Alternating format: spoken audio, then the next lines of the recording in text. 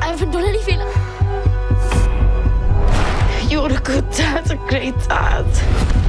He hasn't been found guilty, he's been accused.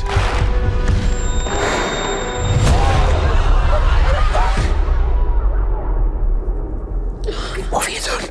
Banged by a girl, you That's a look at Adolescence, Netflix's #1 show where a 13-year-old boy is accused of murdering a female classmate. It's being called a wake-up call for parents and educators, sparking conversations about toxic masculinity, incel culture, and the manosphere. Some pretty scary concepts many have never heard before. Here to help break it down for us is parenting expert Alyson Schafer. And Alyson, this series was inspired by a disturbing wave of knife crimes in the UK, where teenage boys were attacking girls, some citing the manosphere and incel culture as motivators.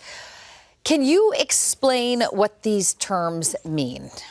Yeah, sure. And thanks for taking the time to bring this to the public, because we need to be talking about this.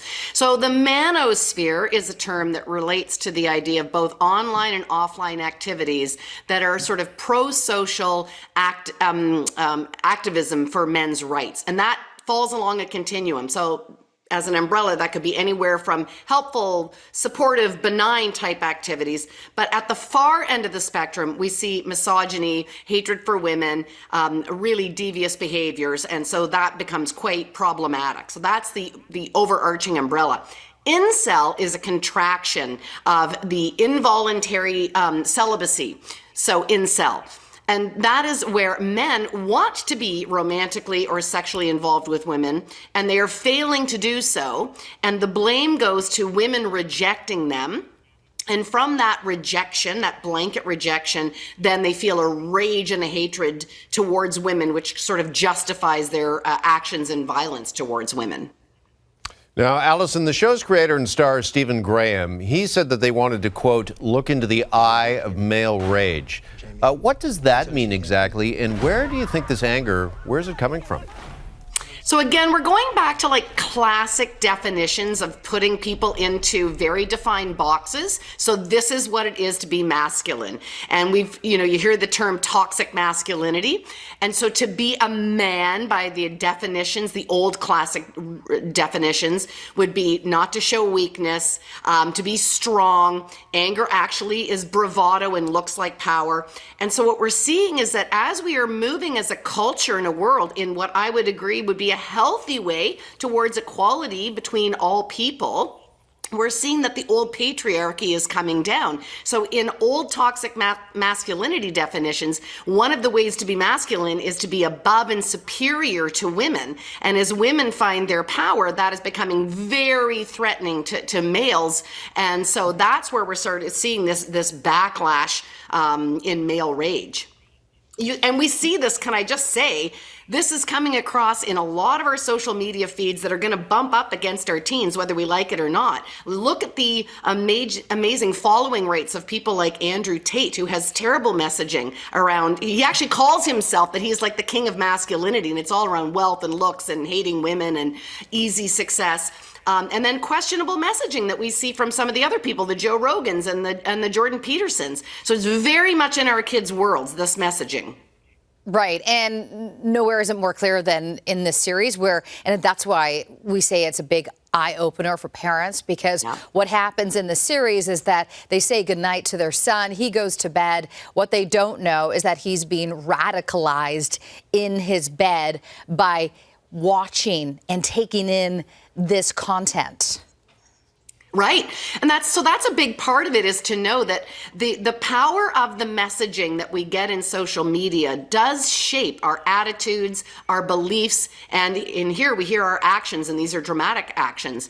And so these parents who are seemingly well-to-do, we hear the father's story of, he had quite an aggressive father, and he wanted to basically correct for the misgivings that he had with his father. So he was going to be a much kinder and gentler father.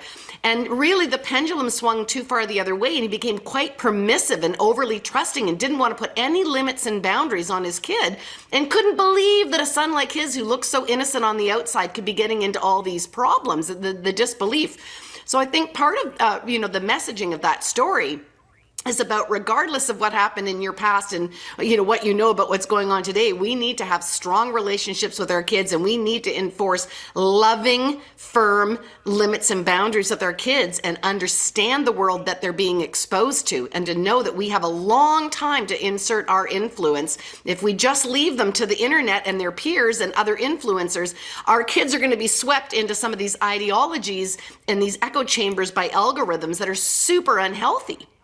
Yeah. Actually, Alyson, since watching this series, my poor son, he's heard me talk about this and start a whole bunch of conversations.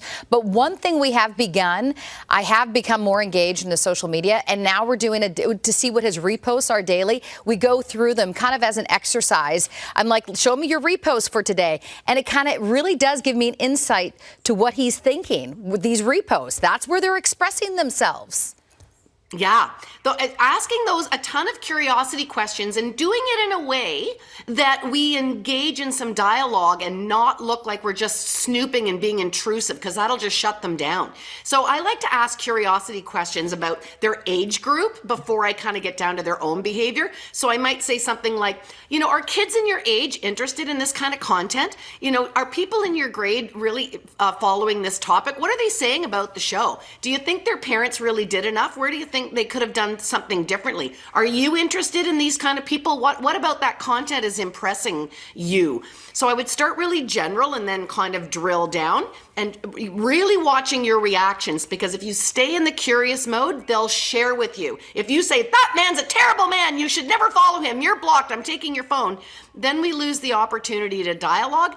And it's in being in relationship, that's really the big takeaway from this show for me, is if we are in strong relationships with our kids, we have more influence on the values that we want to, model to them. And we have more ability to see what's going on in their life. And they're going to come to us when things start to go off the rails and they're getting into those dramas. Yeah. All right, Alyson, we got to leave it there. The show has certainly sparked a lot of important conversations, and we appreciate the conversation here this morning. You Thanks bet. so much for joining us. Thanks.